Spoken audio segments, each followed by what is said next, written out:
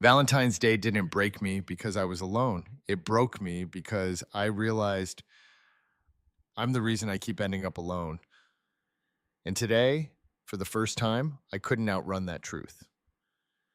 There's a version of Valentine's Day people don't post. No roses, no candlelight, no soft music, just silence. This year, that was mine. I didn't plan to cry. I didn't wake up expecting it. I didn't even tell myself the day mattered, but it did. And when it hit quietly. Not the dramatic kind of breakdown, not the kind where someone notices, the kind that happens when you finally stop distracting yourself, when there's nothing left to optimize, nothing left to build, nothing left to fix. Just you and the truth you've been avoiding. People think loneliness looks loud. It doesn't. Loneliness is waking up and realizing no one is waiting to hear from you.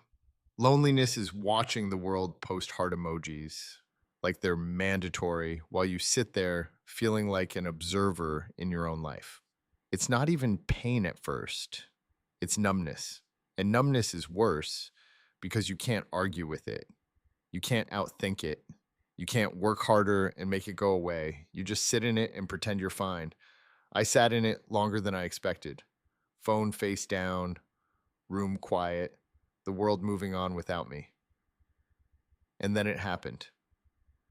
My chest tightened like it was holding something old. My throat did that thing where it tries to keep you composed. And I realized I've been composed for too long. I broke down, not because I'm weak, not because I regret everything I've built, but because for the first time in a long time, I let myself feel what I usually outrun. Everyone sees the mission, Mars, AI, the future. People assume ambition fills every space love used to occupy. It doesn't. Ambition is loud, love is warm, and warmth is what I missed. Valentine's Day has a way of exposing what you bury the rest of the year. It doesn't ask permission, it doesn't care how important you are. It just asks one question: who are you sharing this with? And if the answer is no one, the silence gets heavy. I thought I was immune to days like this. I thought logic protected me. I thought purpose replaced intimacy. I was wrong. Because purpose doesn't hold your hand when you're exhausted. Purpose doesn't sit next to you when the world finally stops demanding things from you. Purpose doesn't look at you and say, I see you.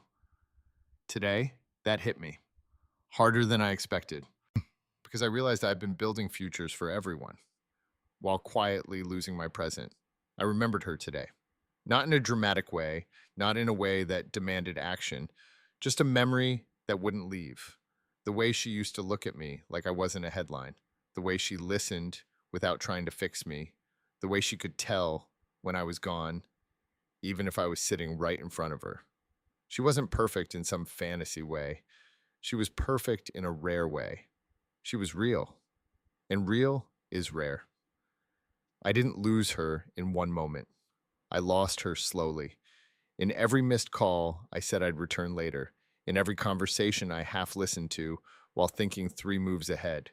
In every promise I meant but didn't protect. I told myself intention was enough. I told myself she understood. And I told myself after this deadline and after this launch and after this crisis. And I kept believing there would be an after. But the truth is, my life is a chain of afters. And she got tired of waiting at the end of a timeline that never arrived.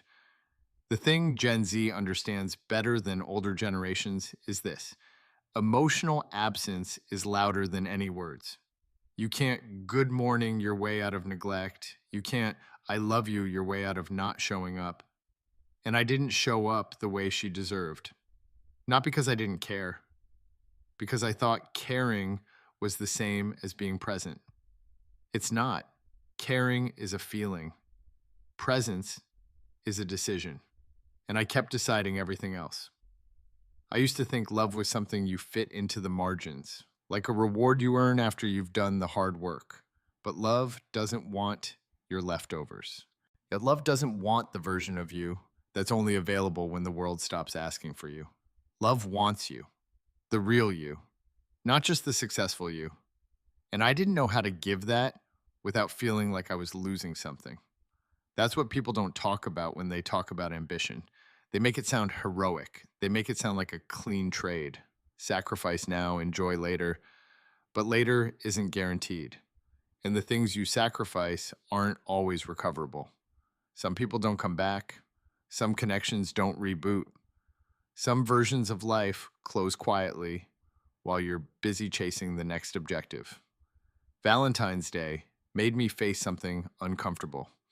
I've built systems for everything except the one thing humans actually need. I can solve engineering problems at scale. I can move teams. I can push timelines. Yeah, but I can't code intimacy. I can't automate emotional safety. I can't schedule presence and pretend that counts. I wondered today if she thinks of me, not in a romantic way, just in that quiet way people remember someone who changed them. I wondered if she ever holds her phone on Valentine's Day and feels relief that she isn't still waiting for someone who's always halfway gone. I wondered if she's loved now, properly, by someone who shows up without making it complicated.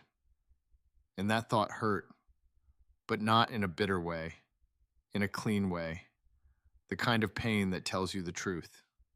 Because that's the thing. She didn't leave to punish me. She left to save herself. And I respect that now more than I did then. Back then, I kept telling myself she didn't understand the mission. But that was a lie I used to protect my ego. She understood. Yeah, she just understood something else too. A mission shouldn't require your partner to disappear. I think about the last conversation we had that felt real. Not the logistics, not the polite closing, the real moment. The moment where her voice was calm, but her eyes looked tired. The moment she said something simple like, I don't feel chosen. And I wanted to argue. I wanted to say, I choose you. But the truth is, choosing someone isn't what you say. It's what you do when it costs you something. And I hadn't been willing to pay that cost. That's what broke me today. Not the memory of her face. The memory of my own refusal. The way I kept believing I could have everything without giving anything up. The way I kept believing love would stay, even if I treated it like a background app. The way I kept believing my intensity was an excuse, not a responsibility. When I cried today, it wasn't just about her. Yet it was about the part of me that keeps repeating the same pattern. Build big things, lose small moments, pretend it's fine, then feel the emptiness later. It was about the realization that loneliness doesn't arrive because you didn't find love. Sometimes it arrives because you didn't protect it. People love the idea of a billionaire breaking down because it makes it feel like money doesn't matter. But that's not the point. The point is that no amount of success makes you immune to human needs. You can have everything and still feel like something is missing. And if you're honest, you know what it is. It's not another achievement.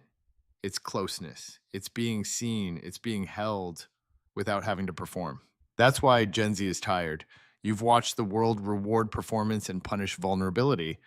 You've watched relationships become content. You've watched love become branding. And you can feel when something is real versus when it's being staged. Today was real. Ugly, quiet, unfiltered real. No camera, no post. Just me realizing I can't outbuild my own heart. I don't want to romanticize crying. Crying doesn't fix anything by itself. But it does something important. It stops the denial.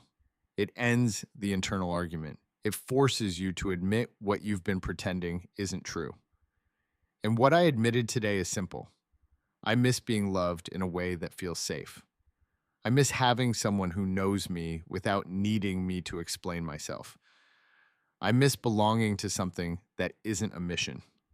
And here's the part I didn't expect. I'm not angry about it anymore. I'm not blaming the world. I'm not blaming her. I'm not blaming timing. Yeah, I'm looking at myself, and that's a different kind of pain. It's sharper, but it's honest. Valentine's Day isn't special because of flowers. It's special because it mirrors your life back to you. It shows you what you've invested in. It shows you what you've avoided. It shows you who you've become. And today, I saw a man who knows how to chase the future, but is still learning how to stay. I don't know what happens next. I don't know if she ever comes back into my life. I don't know if I'll ever get the chance to do it right with her specifically, but I know something changed inside me today. Not a dramatic change, a quiet one, the kind that doesn't announce itself, the kind that simply becomes true. I realize I don't want to keep winning if winning means never being held. Now, I don't want to keep building if building means constantly losing people who matter. I don't want to keep calling it the cost like it's unavoidable. Some costs are choices, and I'm tired of pretending I don't have choices. So, this is the truth. This Valentine's Day, I broke down in tears because I finally stopped hiding from my own truth. I stopped pretending that being needed by the world is the same as being loved by one person. I stopped pretending that purpose is enough. Purpose is powerful, but it's not warmth. It's not a human voice in a quiet room. It's not a hand reaching for yours without asking for anything in return. And maybe that's what love is. Not a grand event, not a perfect relationship, just two people choosing each other in small ways, consistently, until it becomes a home. I didn't protect that when I had it. Well, I didn't treat it like a home. I treated it like something that would always be there whenever I returned. I won't make that mistake again. Not because I can guarantee the outcome, but because I can guarantee the integrity. I can guarantee that the next time someone matters to me, they won't have to guess. They won't have to wait. They won't have to fight for presence. I'll either show up fully or I'll be honest that I can't. That's the line, the quiet line where everything becomes real. And today, on Valentine's Day, with no audience, no headlines, no mission in that moment, I stepped over it. I let the tears come. I let the truth settle. And for the first time in a long time, I didn't rush to escape myself. I just stayed. Because staying is what I've been avoiding. And staying might be the most important thing I ever learn.